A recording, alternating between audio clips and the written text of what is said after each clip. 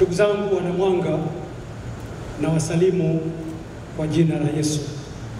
Bwana Yesu asifiwe. Asalamu alaykum.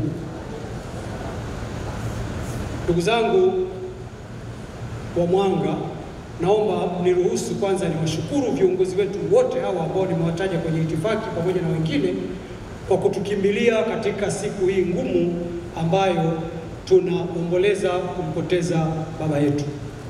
Ndugu zetu wageni wote mliokuja na viongozi wa dini, kwa kweli tumetikiswa na tumehuzunishwa na kuondokewa na baba yetu, mzee wetu Cleopa David Msuya. Kama ambavyo wengi wamekuwa wakimtaja, alikuwa ni kiongozi mwenye maono ya mbali sana, kiongozi aliyeweka misingi ya wilaya yetu hii ya Mwanga. Kama kuna neema nyingi mnazoona zinatiririka hapa, kama kuna miradi mingi tunayoitekeleza, tunafuata ile misingi ambayo aliiweka mzee Msuya. Lakini umefika wakati sasa ameondoka.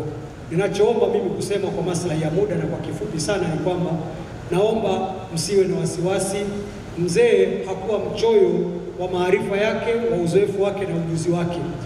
Alitushirikisha, alitujenga na alisisitiza mambo mawili. Kwanza, tujiamini katika kutenda kazi. Lakini la pili, alisisitiza umoja. Mimi alikuwa akinieleza sana kwa kutumia ule msemo wa Kipare kwamba nguvu ya kondoo ni mkia wake. Wale Wapare wanafahamu, nguvu ya igonji ni mshambi. Akawa ananiambia nguvu yako wewe kiongozi ni umoja wa wale ambao unawaongoza.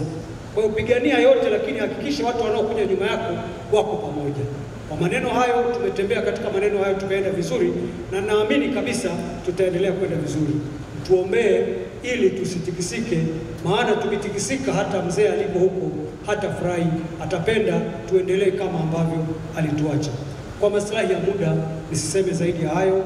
Niwashukuruni sana na tuendelee shughuli muhimu kwa siku ya leo na kesho. Asanteni sana.